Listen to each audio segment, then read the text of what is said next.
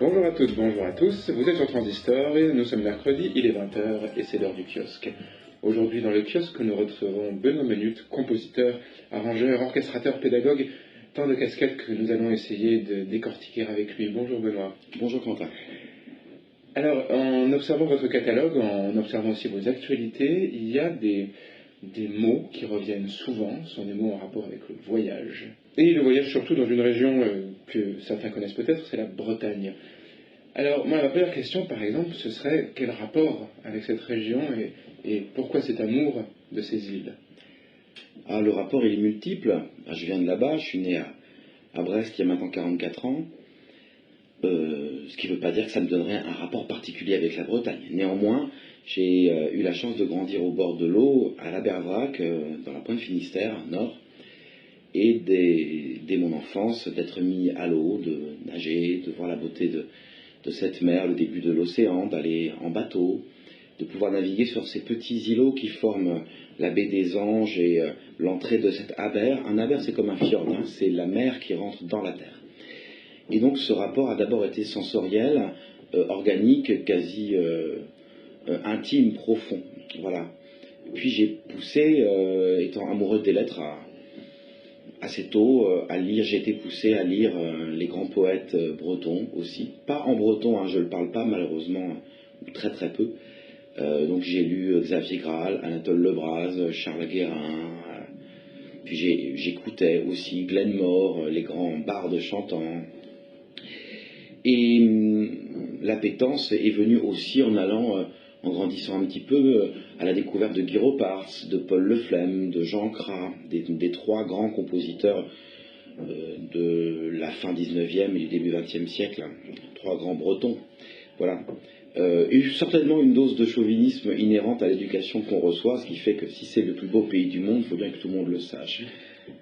Il y a une œuvre, moi, dont le titre m'a parlé fort, c'est Armen. Parce qu'Armen, c'est l'un des phares les plus célèbres de Bretagne pour avoir eu une construction extrêmement houleuse, puisque c'est un phare en pleine mer et surtout qui évolue en pleine tempête quasi constante. Et moi, ma question, c'est qu'est-ce que votre musique retient de cette impétuosité de la mer et de ses caprices? Alors, c'est drôle que vous parliez d'Armen, parce qu'elle est derrière vous ici. Je suis en train de la terminer pour l'altiste Karine Letiec qui me l'a commandé. Armen, c'est certes le phare, c'est aussi en breton le caillou, le rocher. Et je me suis inspiré d'une dalle très ancienne, qui a des milliers d'années, qui a été retrouvée en Bretagne et qui serait un peu une cartographie. C'est une dalle ornée, hein, comme on dit, avec des trous plus ou moins grands, le début de l'Odelle, le sud Finistère, qui serait indiqué, gravé dans la pierre par les hommes et les femmes à cette époque-là. Et ça ramène à l'idée de cartographie et à l'idée d'île.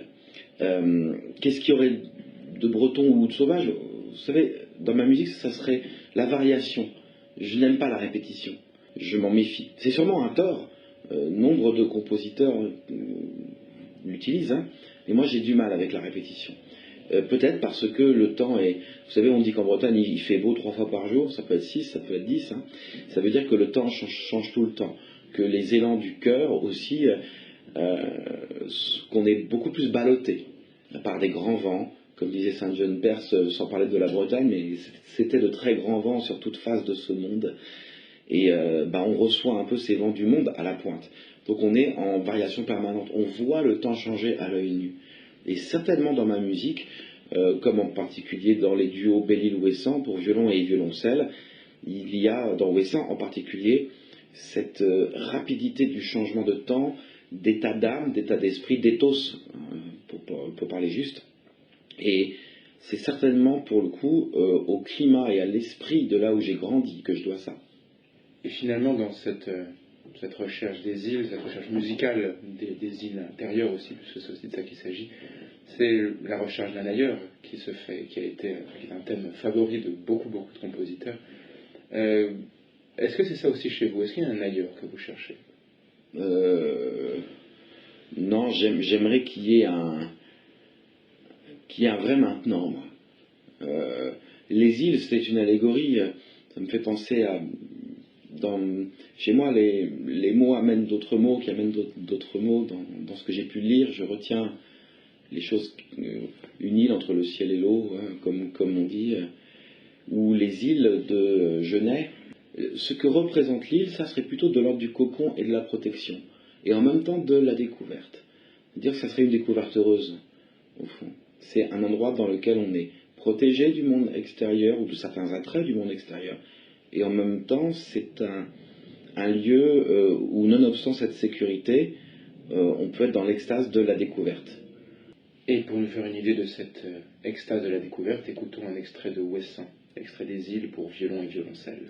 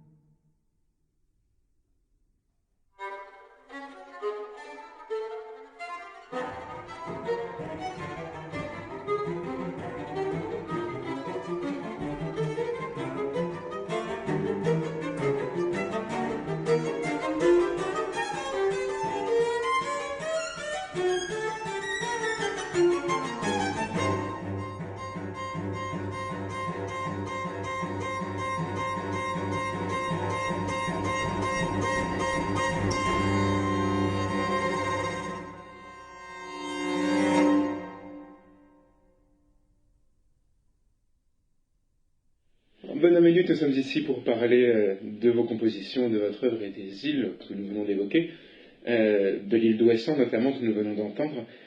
Vous parliez tout à l'heure des mots qui vous traversaient la tête, et justement ça m'intéresse beaucoup, ces histoires de mots. Est-ce que vous composez avec des mots même quand il n'y en a pas? Oui, clairement. Je ne sais pas si le mot est pratique, dans le sens où il ne fait pas poser la question de la musique dite pure. Je déteste ce mot pour tout vous dire. Ça veut dire qu'il y aurait une musique impure. Donc la musique pure, vraiment ça me dépasse un peu. Disons que la lecture me provoque parfois, pas tout le temps, que ce soit d'un poème ou d'un roman ou d'une nouvelle, d'un livret, d'une pièce de théâtre, parfois par sa rythmie, ou par la rythmique que j'y mets, ou par la prosodie possible, ou par les affects des personnages qui donneraient des hauteurs, me provoquent des éléments musicaux assez clairs. Voilà, je viens aussi du monde de la chanson, j'en ai fait beaucoup, et c'est pareil quand je lis un texte, voilà, c'est une appétence et un lien entre la lecture, l'écoute intérieure et la musique qui y est associée. Même quand la musique n'est pas vocale. C'était le cas pour mes stèles d'après Victor Ségalin, pour violon, alto, violoncelle et piano, où de grandes parties sont totalement prosodiées sur une prosodie imaginaire d'une pièce pour chœur qui n'existera pas, d'après ces stèles que je fais jouer à ce quatuor. Disons que c'est l'idée de départ. Et parfois même, comme pour mon deuxième trio, Les Allées Sombres, ça peut être une musique, il y a des musiques de films, moi j'ai écrit une musique de lecture. L'auditeur peut lire la nouvelle de Bounine qui s'appelle Les Allées Sombres, la première de ce cycle-là, et entendre mon deuxième trio qui dure, pour moi, hein, la durée de la lecture de la nouvelle et suit d'une certaine manière, si l'action, du moins l'énergie déployée par le texte. Vous parliez de théâtre il y a quelques instants. Alors le verbe y est évidemment relié. J'imagine que quand on s'empare du verbe, quand on structure son œuvre sur le verbe, il est aussi question de ça, de la dramaturgie, en fait. Quel est votre rapport à ce concept qui est quand même très théâtral? Est-ce qu'une œuvre n'est pas dramaturgique par essence? Je ne sais pas. Est-ce qu'une œuvre musicale n'est pas aussi une mise en espace, une mise en onde, une mise en énergie et donc une mise en scène, parce qu'elle est jouée devant d'autres personnes la plupart du temps, d'émotions, de pensée aussi intellectuelle, parfois, on peut être des architectes dans sa tête, mais à partir du moment où on construit, où on fait construire, où on est maître d'œuvre, et d'une certaine manière, la mise en scène rend la théâtralité évidente d'une œuvre. Après, il y a différentes théâtralités, il y a le madrigalisme, il y a des époques de théâtralité différentes, où on pouvait parler comme ça, et avoir, voilà, avec des mélodrames du XIXe siècle. Donc je considère en effet le travail que je fais d'une certaine manière comme une théâtralité, mais je me méfie toujours de ce mot. Ça voudrait dire que ça manque de sincérité, la théâtralité. Non, j'accepte la mise en scène de mes sons rêvés transmis par d'autres, parce que c'est de ça dont il s'agit, et que j'ai écrit donc par un code qui est interprété par les interprètes. C'est une œuvre sociale quand on écrit. Si on veut pas de théâtralité, de mise en scène, de lien vers l'autre, bah, il faut écrire pour soi et tout brûler avant de mourir si possible. Et justement par rapport à vos interprètes, quelle est votre relation aux interprètes? Comment est-ce que vous leur livrez votre œuvre? Quelle est sa part d'évolution après l'interprétation? J'ai souvent, bien sûr, besoin de les rencontrer, voire de les apprécier. C'est très dur d'écrire pour quelqu'un qu'on n'apprécie pas. C'est comme dans une famille, s'il y a le cousin pénible qui vient à chaque dîner de Noël, mais pour que ça se passe bien, il faut aller vers ce qui est positif chez ce cousin. Donc souvent il faut dissocier la personne, la personnalité de l'artiste, de l'interprète, de l'instrumentiste. C'est très difficile, les deux sont souvent mêlés. Néanmoins, il y a des fiefés salopards qui peuvent nous faire pleurer, chez les interprètes comme chez les compositeurs. Et inversement, des personnes merveilleuses qui peuvent faire flop complètement. Donc moi, j'ai besoin je compare ça souvent avec la haute couture, vous voyez. On prend les mesures. Sinon, on fait du prêt-à-porter, ça tombe, mais ça tombera jamais si bien.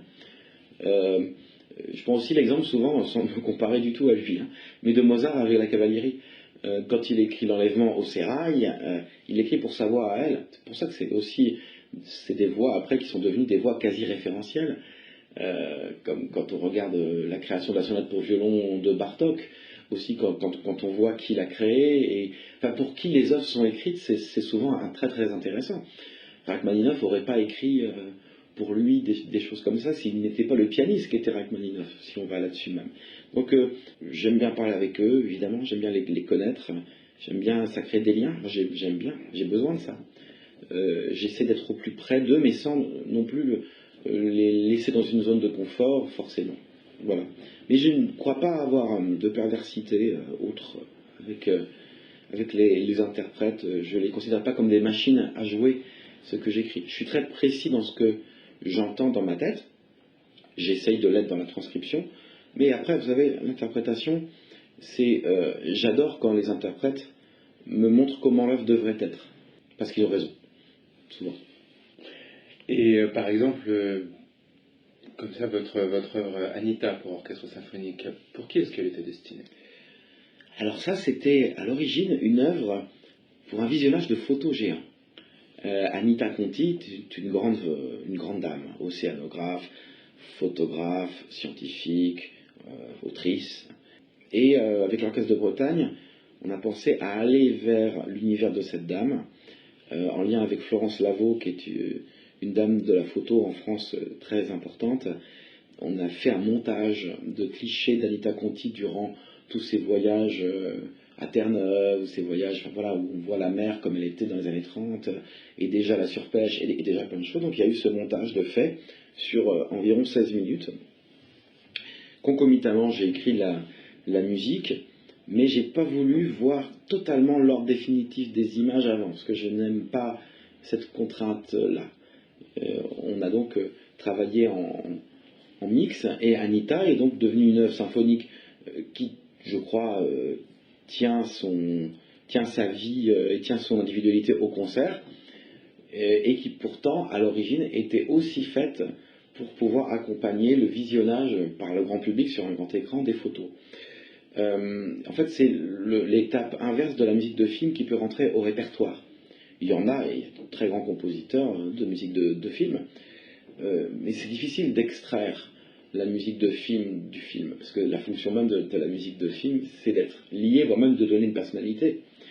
Là, moi, j'ai surtout essayé de me dissocier de ces photos-là, et puis bon, c'est pas un grand film hollywoodien, donc c'est plus simple, mais que les deux possibilités aient leur profondeur, avec les images et sans les images. Et si sans les images je l'avais, je savais que là, ça pouvait fonctionner. Et nous écoutons maintenant un extrait d'Anita pour orchestre symphonique.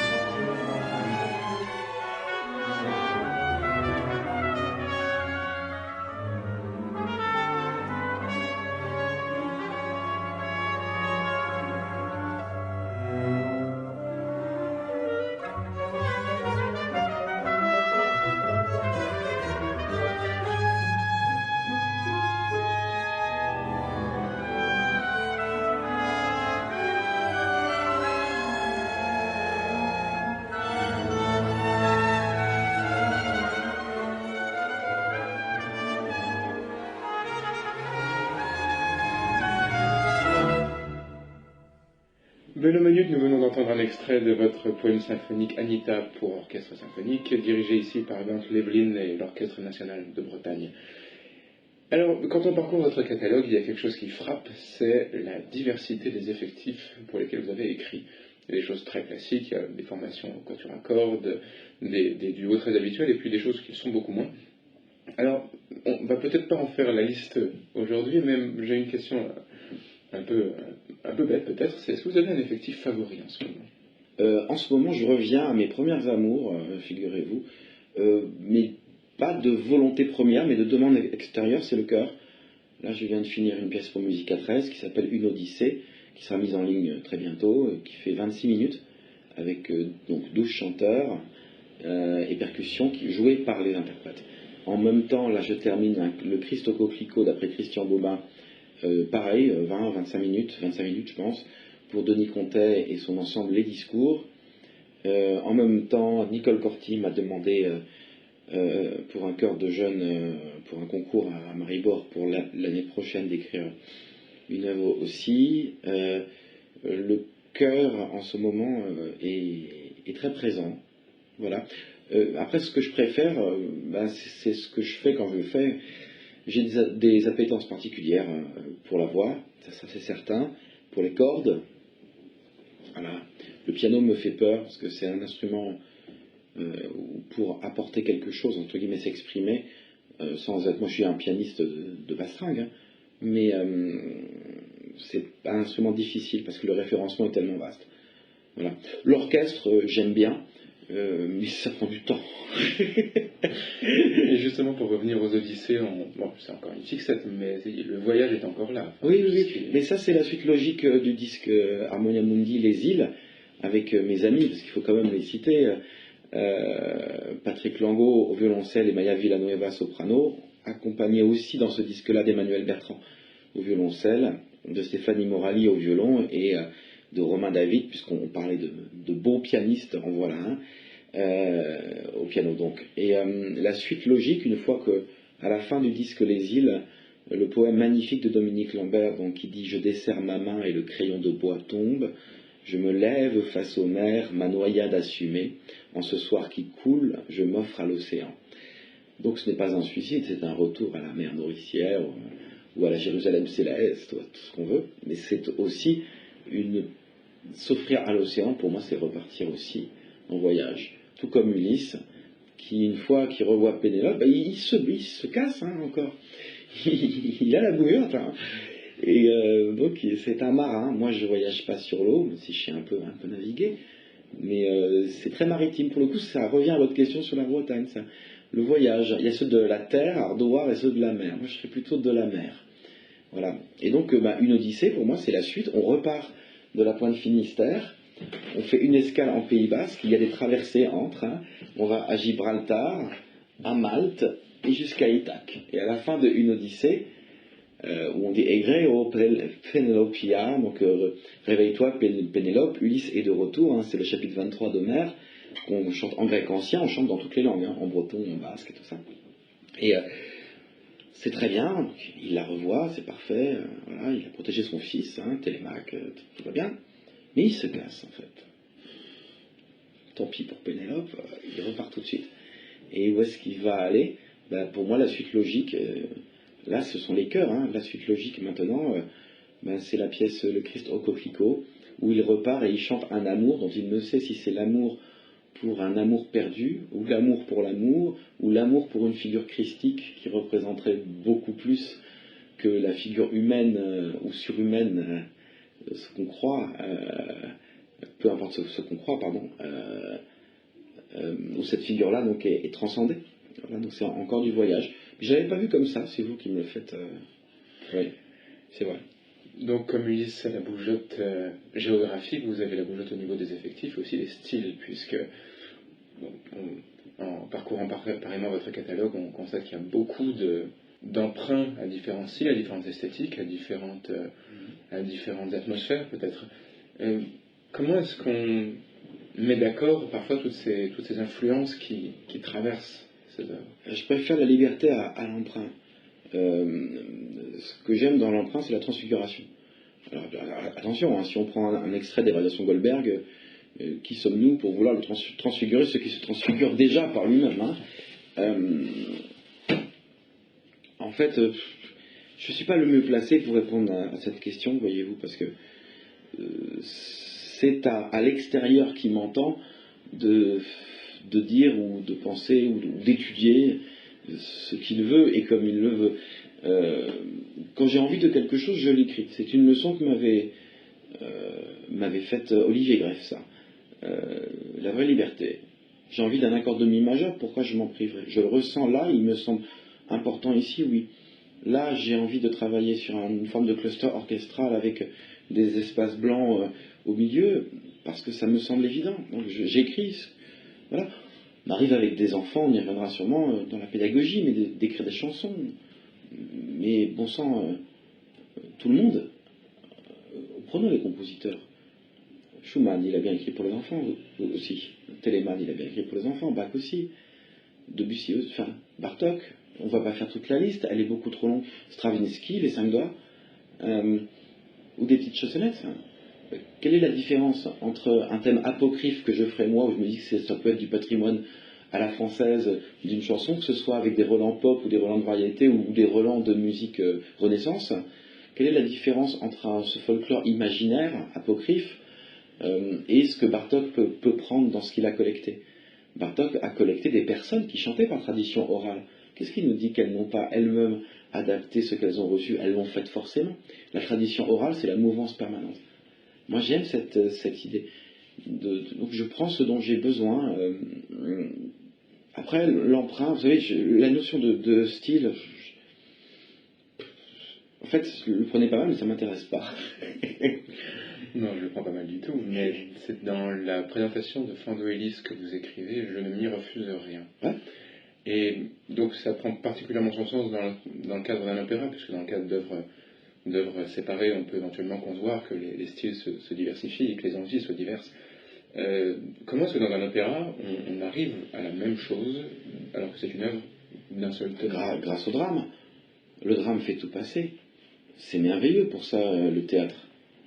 Moi, Fandoélis, c'est aussi la digestion de tout ce que j'ai fait avant. C'est le premier gros opéra, il fait quand même 2h05 sans entracte, d'un bloc. Et c'est une histoire très particulière, celle de Fernando Arrabal. Voilà, pour peu qu'on s'y penche, il y a des choses très profondes, très dures, très, très noires. C'est pas un sujet vers lequel je serais allé, moi, hein, c'est l'opéra de Saint-Étienne qui me l'a proposé. Et j'y suis allé, et c'est pas un opéra composite, c'est un opéra composé, pour moi. C'est-à-dire que ça peut paraître péremptoire ou même prétentieux, mais ça l'est pas, dans le sens où, en fait, qu'on aime ou pas le contenu, on va prendre votre mot de style ou esthétique, j'en ai strictement rien à faire, vu que je sais que sur la durée, j'ai le sentiment qu'on est au théâtre, on est dans le format d'un film de maintenant, 2h, 2h05, et je crois que ça marche. Alors si la structure même du drame fonctionne, c'est quoi un bon opéra? Est-ce que c'est un opéra où la musique est homogène et où on s'emmerde? Ou bien est-ce que ce serait quelque chose où... voilà, prenons les très très très grands opéras, à part Péléas. Moi je considère Péléas comme plus qu'un opéra, enfin c'est un autre genre, une espèce de cantate en même temps, enfin c'est... Voilà. Mais tous les autres, Berg dans Wojciech, il y a une marche militaire, il y a la berceuse au tout début du bébé, même dans son premier acte, il prend des exemples de formes classiques ou formes anciennes et qu'il traite. C'est un opéra composé, on ne peut pas en dire qu'il est composite, vous voyez. En fait, la question d'esthétique et de style, plus j'y pense, plus je la trouve inintéressante. C'est-à-dire, l'étude des lignes de force, comme dans un tableau, quand on va vers une œuvre, est intéressante, évidemment. Elle révèle plus sur la personne qui regarde que sur celle qui l'a écrite. Hein. Ça me rappelle les cours d'analyse au conservatoire. C'est quand même drôle qu'on ne mette jamais en avant pour les élèves qui sont en analyse. Être en analyse, c'est être psychanalysé. Et là, tu as quoi ce matin? Ah, ce matin, je vais en analyse. Ça m'a toujours fait rire. En fait, on ne parle pas de l'œuvre, hein, on parle de soi. Prenez le Sacre du Printemps analysé par Boulez dans les relevés d'apprentis et celui analysé par Messiaen dans le 2e volume de son grand traité de plein de choses. Les deux se tiennent, hein, mais elles disent des choses beaucoup plus sur les personnes sur le structuralisme de Boulez, son analyse, chez Messiaen sur une obsession rythmique, où tout ce serait, voilà, sur une poétique parfois sublime, parfois peut-être un peu plus fumeuse, on ne sait pas. Donc il parle d'eux. Donc moi je trouverais ça assez onaniste de vous répondre en parlant, en m'auto-analysant devant vous. Non, ça ne vous demandera pas de le faire. Une dernière question concernant Fando Ellis, puisque écrire un opéra est quand même un geste pas anodin aujourd'hui, où la création musicale s'oriente vers toutes d'autres formes. Et on voit d'ailleurs, ne serait-ce qu'à Paris, le nombre de créations contemporaines de l'opéra s'amenuiser d'ailleurs en année. Combien de temps ça prend d'écrire Fando Ellis? Fando Ellis, c'est l'histoire d'un jaillissement. J'y arrivais pas. J'ai eu un temps très court. Pour faire court, l'opéra de Saint-Étienne avait pensé à d'abord un compositeur, puis un autre. Moi, j'étais le troisième choix. Donc j'étais super content. Vu que ça s'est fait. Voilà, c'est le lièvre et la tortue. Hein. Par contre, autant j'ai été tortue pour le choix, autant j'ai dû être lièvre, mais qui arrive quand même à son but dans la rapidité, enfin dans la rapidité de façade. Fando Ellis, je l'ai commencé j'y ai pensé de février 2017 à juillet. En août, mon éditeur m'a tiré les oreilles très très fort en me disant qu'on avait un chant piano à rendre en novembre. Donc c'est ce qu'on a fait. Donc je l'ai écrit de mi-août à fin octobre, début novembre à peu près. J'ai eu un éditeur, Jean-Paul Séchet, absolument extraordinaire. J'étais chez lui, dans sa famille, page par page, j'envoyais. Et puis l'orchestration, pareil, on l'a rendu à la mi-janvier, ce qui fait, on a mis 5 mois et quelques. Ce qui est très très très rapide, et donc c'est l'œuvre du jaillissement parce qu'elle est venue. Je n'ai eu aucune question à me poser. J'avais pas le temps. Nous écoutons maintenant un extrait de Fando Ellis, La chanson de la plume par Mathias Vidal et l'orchestre de l'Opéra de Saint-Étienne dirigé par Daniel Kafka.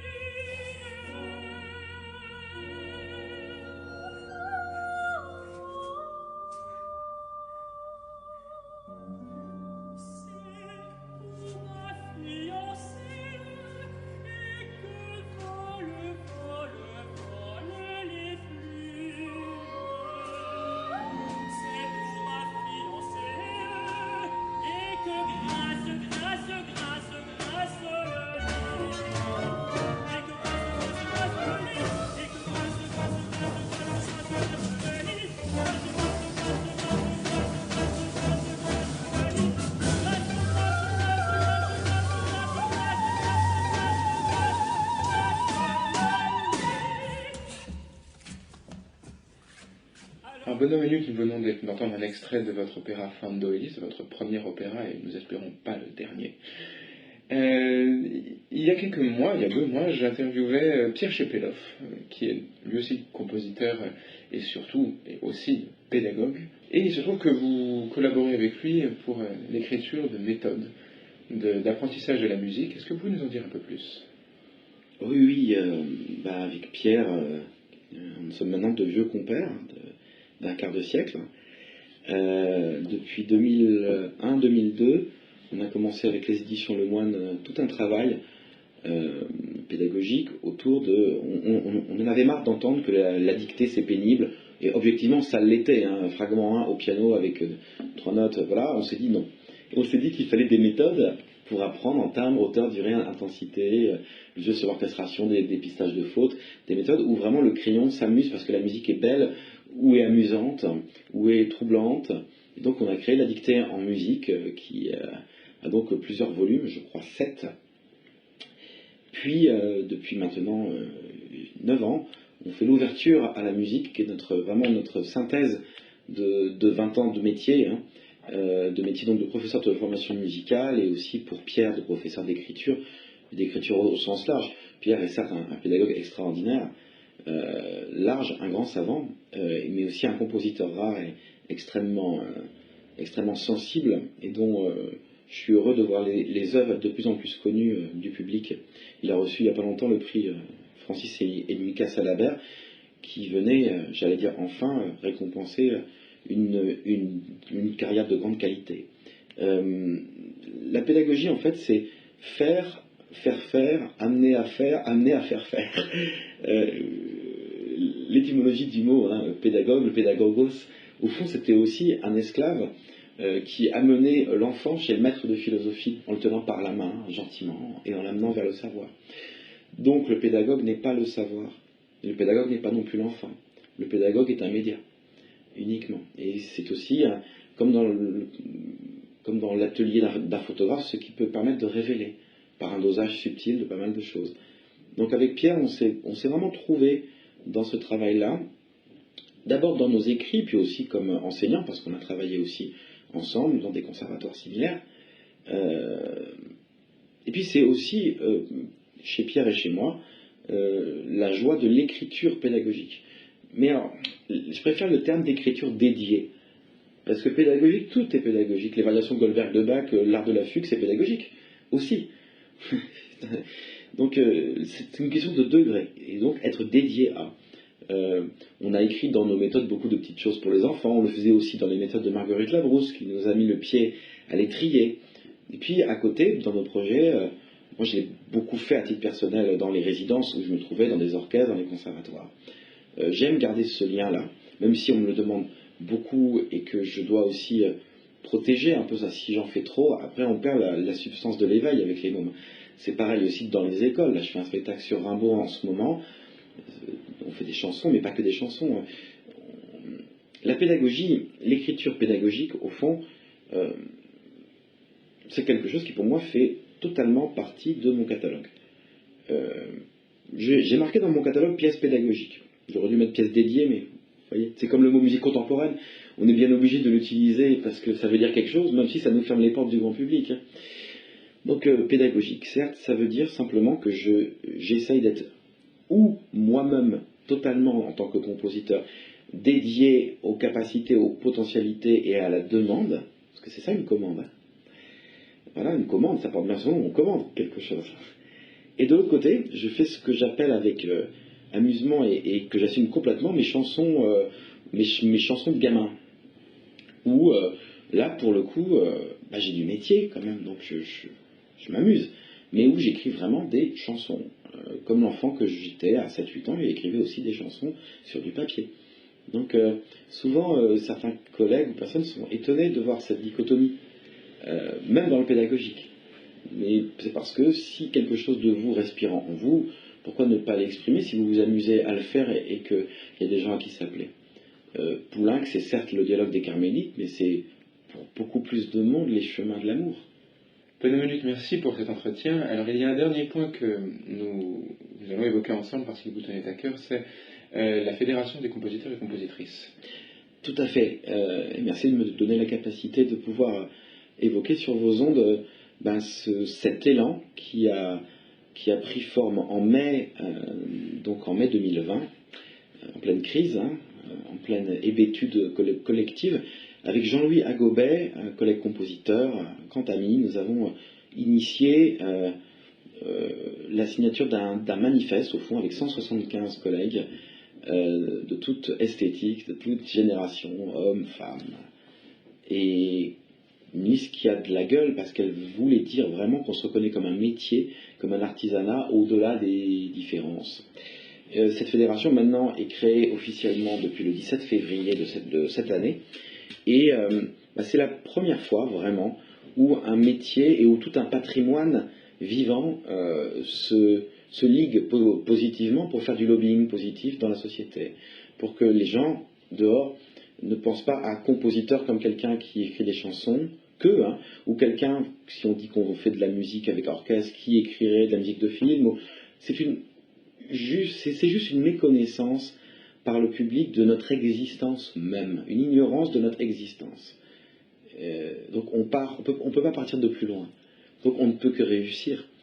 L'idée, c'est que nos musiques, leur perception ou leur connaissance simple, irriguent la société, les grands médias, les grands journaux, les grandes chaînes de télé, les grandes radios, aussi par les moyens qu'on a maintenant, par le web, par les réseaux sociaux. C'est pour ça que je suis heureux d'en parler là. Par des amis, un cercle des amis, de personnalités médiatiques ou de la société civile qui parleront de cet élan-là. C'est une volonté de faire connaître ce métier qui a quand même quelques siècles, voire 20, voilà, mais qui est un métier qui en France n'est juste même pas reconnu, mais n'est juste pas connu. Quand on aura un compositeur, une compositrice au Panthéon, alors que les Allemands ont leur Valhalla avec les compositeurs. Et je dis toujours, passons au-dessus de ces symboles-là et faisons connaître, ressentir et comprendre au très grand public qu'à l'instar des arts graphiques et plastiques, à l'instar de la danse contemporaine, ces deux arts ayant une audience beaucoup plus large, nous aussi, on a quelque chose et qu'au fond, la Startup Nation qui est jouée dans le monde entier, c'est pas Pascal Obispo, c'est nous. Merci Benamunut de nous avoir accordé cet entretien. Nous nous retrouvons sur le kiosque, sur Transistor, dans le kiosque mercredi prochain à 20h pour une émission avec une nouvelle analyse, avec un nouvel invité et de nouvelles actualités. Vous me retrouvez également vendredi prochain avec Jean-Pierre Dubois pour De quel droit et une nouvelle exploration d'un thème géopolitique. Et en attendant, il ne me reste plus qu'à vous souhaiter une très belle soirée.